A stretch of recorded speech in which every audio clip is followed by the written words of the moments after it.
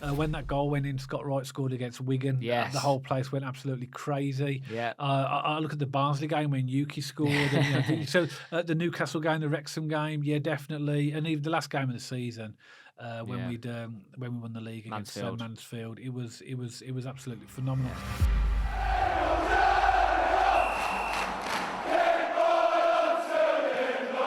So welcome back to BCFC Royal Blue.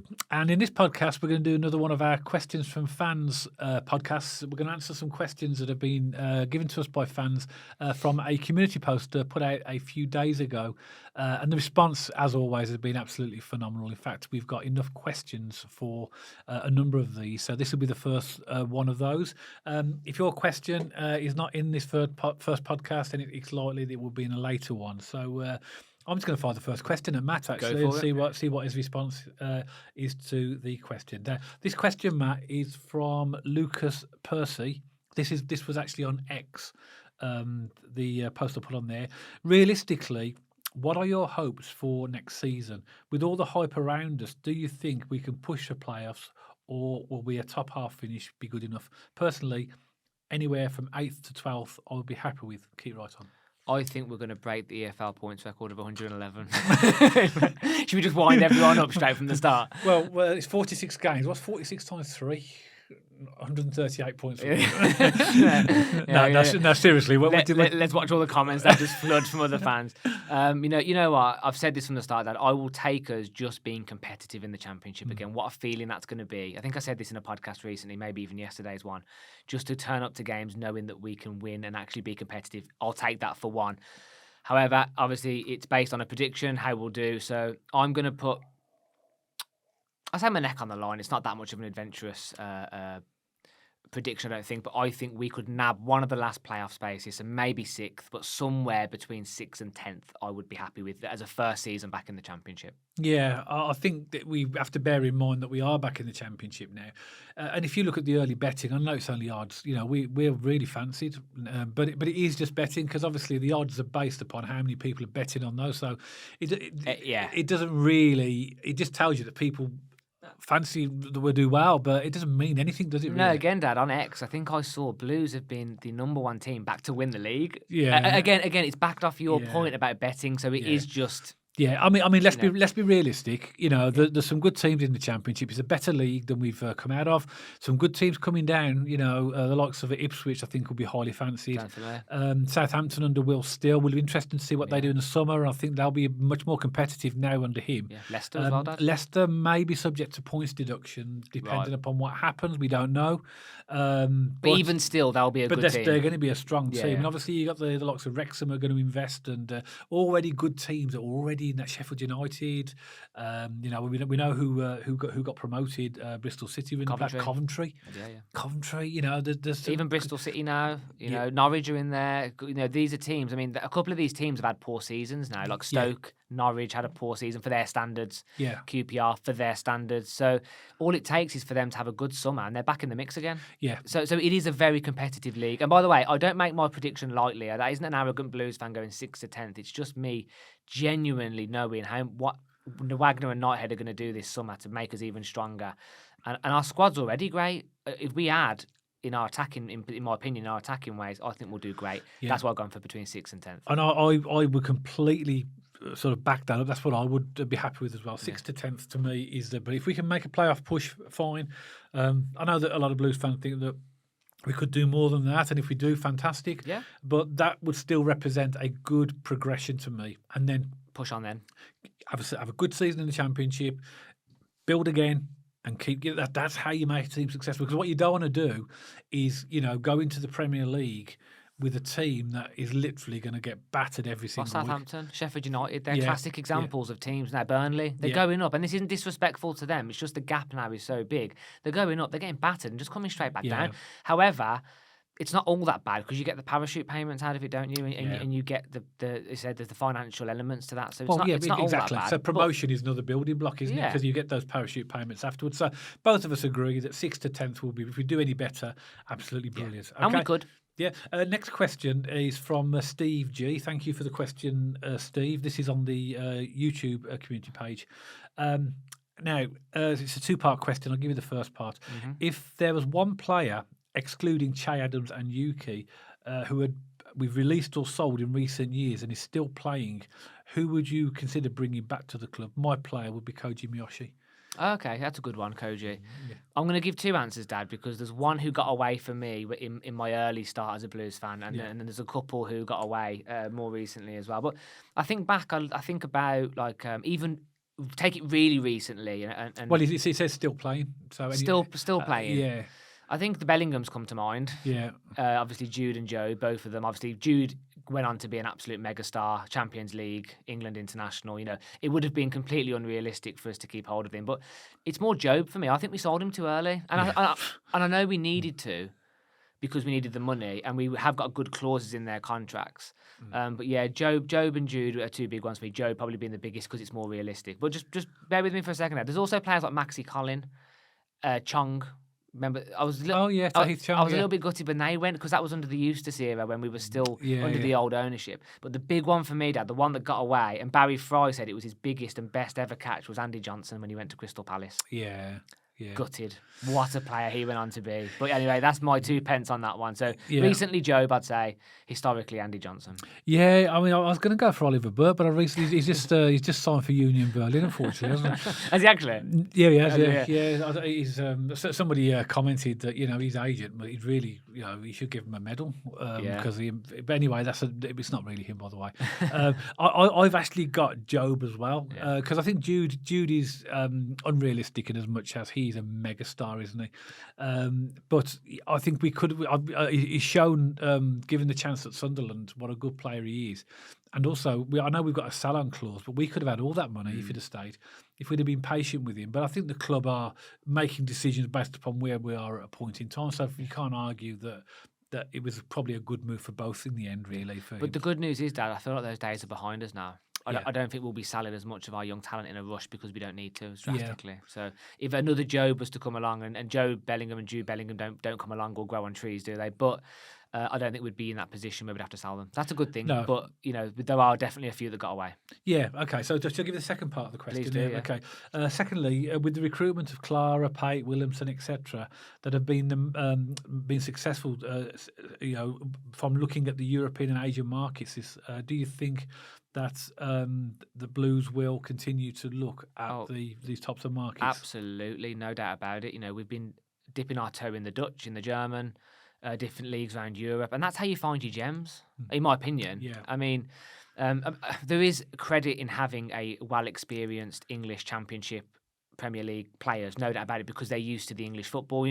Everyone knows, you can talk about the German leagues, the Spanish leagues, and the Premier League and English football in general. We have a high intensity in this country. There's a lot of technical ability, a lot of speed, a lot of pace, and getting someone used to that is very valuable. But in my opinion, you get gems from the European market at decent prices as well, usually, generally. So, in my opinion, I would like to see us keep investing in the European market. Yeah, again, part of the comment that Steve made as well in relation to that question was saying, would you think it'd be better to just have the tried and trusted, going from from Premiership, Championship, or Scotland?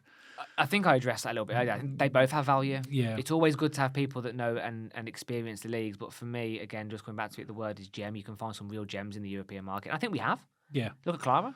I think come from the German market. Clara's absolutely outstanding. He's adapted to English football brilliantly. The recruitment's changed, hasn't it, Matt? Now it's more analytical now, so there's much more of a science behind the players that we're going for because of the team that's in place. Mm-hmm. So if those players are from other parts of the world, then I'm sure the club will continue to sort of chase them and get them as well. Interesting. Okay. So to bounce that back to you, do you hope and hope we continue to invest in the European market? I think the world is our oyster in terms of I think that we've like you said, we've already shown with the we've got players from all over the world, haven't we? Yeah.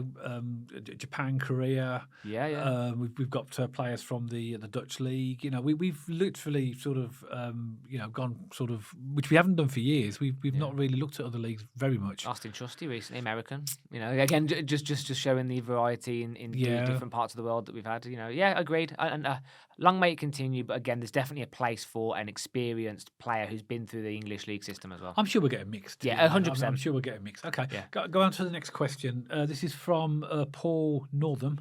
And again, this was from the YouTube community post. Can you see a similar future for St Andrews to Goodison Park after our new stadium is built, i.e., uh, Goodison Park is going to be used for the Everton women's team? Do you think that there's a possibility that the St Andrews could be the new home of the BCFC women? I think as a building surveyor, Dad, I'm going to tee you up on this one first. What are your thoughts on I that don't one? think there's a chance in hell that will happen. No, okay, fair enough. I don't think so. I think that for a number of reasons. One is that Knighthead have said all along that they want the women's team to be integrated into the sports quarter. So they'll either have a separate stadium or they'll play at the new stadium. And secondly, as well, I think that realistically, we were at the London Lionesses game, weren't we? Mm-hmm. And that was a big crowd for them. There was about 8,000 there at that ground, so it was only down the one side. But that typically, the crowds in the home games have been in the hundreds, haven't they? 500, 600, 700. Yeah. You're not going to have a stadium left, to maintain. Unless you can actually significantly improve the capacity. And it depends how quickly it happens for Birmingham City women. And also as well, I believe that the land, I think St Andrews will be demolished once the sports quarter is up and running. And do you think it'll be housing? Yeah. Because the land's valuable, so that's an asset value to the club. And are they going to leave what will become effectively a white elephant stadium that you're not going to potentially fill? Unless the women are megally successful, but again, that takes time as well. So I don't think that'll happen. I didn't know Everton were doing that. I didn't know they were keeping their stadium back for the women's game. I mean, that's quite impressive because normally you'd, as you say, you'd either sell the ground and let people put property on it, or you demolish it yourself and do what you want with it. But the ground is valuable, especially being quite close to Birmingham City Centre. That plot of land that St.Andrews is on, I know it's not in the greatest of areas, but it'd be very, very valuable. Yeah. The city centres are always looking for space and stuff, aren't they? So, I mean, would Knighthead knock it down and put buildings on in Knighthead's company name? Would they have the rights to the properties that went up, or would they sell it to a developer who would then go on to... Either or. I mean, they'll do what's best for them. So they might just sell the land as it is, with and obviously see what value they can get from that. Or they might actually get, a developer to build houses and then take the profit of I know it's hard to tell, Dad, but with St Andrews, let's just say the parameter is just the stadium for the sake of this conversation. Let's just say it's St Andrews, it flattened. What do you think that ground would be worth in terms of the land? The land, a couple of million? I mean, it's a big piece of land. If you take, into account, it's also the car park, the Cop car park, the club shop, all the bit round to the Tilton Road. Where the sports quarter is, at the back of the main stand. It's a decent piece of land. I'd be guessing, mate. You'd be in the millions. Yeah. It'd be in the millions. It'd be more than 2 million. Yeah. Yeah, it'd be million. But I mean, to be honest, to Knighthead, you could argue 2 million is probably small really to them. Which maybe suggests that it might be more value to them to actually sell land or do a development on it and then sell it. Yeah. So they're smart businessmen. They're savvy people. They'll know what they're doing. Yeah. But in my opinion, I can't see St Andrews being left because an empty stadium. When I say empty, I don't mean empty when the games are on. It's a stadium that's only used at the time of the game, so therefore there's a maintenance cost to it as well, and you've got to maintain it. And you've got all the safety certificates. It'd be too expensive. Yeah. It'd be too expensive. So I don't think that. I was surprised when Everton said that they were going to keep Goodison Park for the women. But obviously they must have a strategic plan. But interesting question, that. Good question, yeah. Okay, 2 more questions, Matt, for this podcast. This is the penultimate one. This is from the Deadly Phoenix. Oh, wow. Nice name. Well, it gets even better. The Deadly Phoenix, 69. Oh, there we go. Seeing a lot of clubs have adopted a more modern style of logo, which actually seems to be the trend at the moment. Can you see us? I mean, Villa are changing theirs every year, aren't they? Can you see us? And that's by adding a star on or a foot on the line or something. I don't know. Seeing a lot of clubs have adopted a more modern style of logo. Can you see us following suit, or would you be against the potential logo change? And then, as I say, big fan of the podcast. I watch it religiously. Oh, well, thank you for the comment and thank you for the nice words. I always appreciate this, Nick. But again, just for me, my personal preference, I think we have one of the best badges and logos in the league, in the English league system, in the world. I was going to look at this, but I realised I got this shirt on. It's not the one. And your hoodie yesterday was the old logo as well. You're not repping the logo. I mean, just look at it. It's peppered in this. It's everywhere. It's everywhere around the studio. Behind me, it's there. I mean, what a logo. Yeah. I think it's absolutely fantastic. I mean, to be fair, I do quite like the BCFC with the letters from the old school one, but for me personally, please don't touch it. I think we have one of the best badges and logos. in the world, and I love it. Yeah, keep it as it is. Me too. I mean, let us know. I'm sure that I know the answer to this. Maybe we're being dinosaurs here, Dad. I have no idea. I'd love to get the opinion of the Blues fans. How can you improve on that? I mean, it's so good, isn't it? I mean, it was created, was it in the 1970s? Something like that, competition in the Sports Argus or something. And it's a great logo. It says everything, doesn't it? That's amazing. Football, the world, the club. It's brilliant. Yeah, I really like it. I do. So, so in our opinion, then we don't think that we want a logo change. Very much against it. Okay? But again, another good question. It is a good question, especially with the times we're in, with teams changing logos quite regularly. It does happen a lot, doesn't it? It does, yeah. Final question for this podcast. This is from BCFC 18751. Now we have had a season to get the atmosphere rocking back at St.Andrews.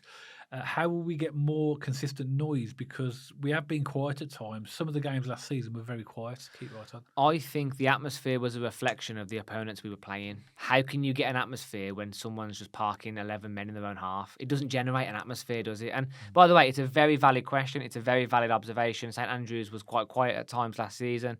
But again, when you're playing high possession football against teams that park the bus, it was boring at times. Let's just call it what it is. It wasn't the most inspiring football, but it doesn't matter because we won games, and that was the most important thing here. But look at Newcastle at home. Look at Wrexham at home when they were high-stakes games. It was electric. I mean, Newcastle at home, I don't remember experiencing an atmosphere like that in many years down St.Andrews.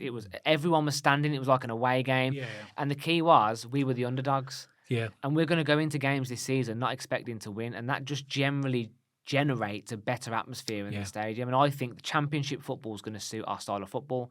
Championship football is going to suit St.Andrews. It's going to be bouncing in there. Like, imagine when Baggies come to town this season again. You know, some of the more local teams, Coventry, Baggies, and we're going to have good atmospheres. And I think the key, in my opinion, is better football, more exciting, faster tempo, more technical. It inspires an atmosphere. Parking the bus does not. And that's my take on why sometimes St.Andrews was a bit quiet last season. Yeah, it was tough sometimes, wasn't it? You know, we were sat there just watching us batter teams, and they put a wall up. And it is, and you know, the away fans, some of the away followings weren't massive as well. That helps when you've got a big following as well. Like, you get the banter between the fans. Yeah. Although, to be fair, there were some big followings. So I'm not categorising every League One team here. There's some really good followings. But there were also some tiny ones. There was, yeah, but the atmosphere, even in the beginning of the season, the atmosphere against Reading was good because that was our first game. When that goal went in, Scott Wright scored against Wigan. Yes. The whole place went absolutely crazy. Yeah. I look at the Barnsley game when Yuki scored. And, you know, so the Newcastle game, the Wrexham game, yeah, definitely, and even the last game of the season.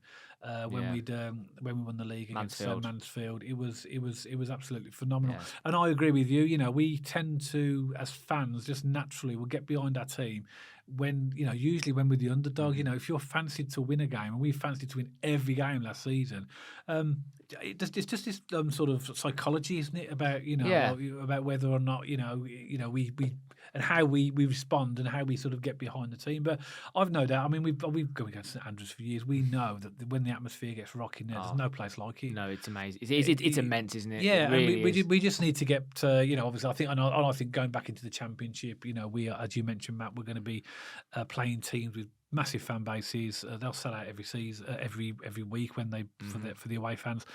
And they're going to bring a good atmosphere, and we'll respond to that. And I think it'll be a lot better next season. I agree. And what we will say, that the away ends will be better as well. And actually, you know, that isn't fair. The away ends this season have been phenomenal. I mean, bigger allocations. Oh yeah. So we'll actually be getting quite consistently 2,500. You know, 3,000. Between 2,000 and 3,000 is usually the average, I would say, away allocation in the Championship. So we're going to get much bigger and better away allocations, which is a good chance for some Blues fans to get up their away status, because there's going to be a tickets a lot more free than last. I mean, because some last season we were getting like 1,000, 1,200. Oh, some of the grounds were small, like Leighton Orient, Cambridge, Stevenage, Crawley. They even broke up the Platinum Plus in different categories of how many games. It got that bad. They were splitting it between the Platinum members. So, definitely looking forward to bigger allocations. The away ends tend to be rocking. We have a good away following, I think, as a Blues fan. You know, we've been following this club now, Dad, on the road for a long time, and our away ends are usually bouncing, aren't they? Oh yeah, usually very, very good. I'd say we've got to Yeah. be up there as an away team. But Yeah. looking forward to getting back down there next season, seeing what the Championship holds. But I've no doubt the atmospheres will be consistently better. Yeah, I think so as well. And that's the questions for this podcast. As I say, we have enough questions that have been given to us for a future podcast. So we are going to look at other questions over the next few weeks. So keep an eye out. If you've asked a question, it's not been answered today, just keep an eye out for a future podcast, and hopefully your question will be in there. So as always, Birmingham City supporters, we hope you've enjoyed the podcast. And if you did, don't forget to give us a thumbs up. And please add your comments below in response to any of the questions that we've answered into what you think about some of the things that we've responded to, or maybe if you've got a different view, then please add your comments below. If you haven't checked us out on our social media channels already, then pop along to our X page and our Instagram page. And if you like to watch or listen to your podcast on Spotify, you'll find us on there now, and you'll see the handles appearing on the screen for all of these channels right now. If you haven't subscribed to the channel already, then and you'd like to, then press that big red subscribe button. And if you'd like notifications every time we put a podcast out, then there's a little bell icon next to the subscribe button. If you push that, then you'll get those notifications. So that's it for this podcast.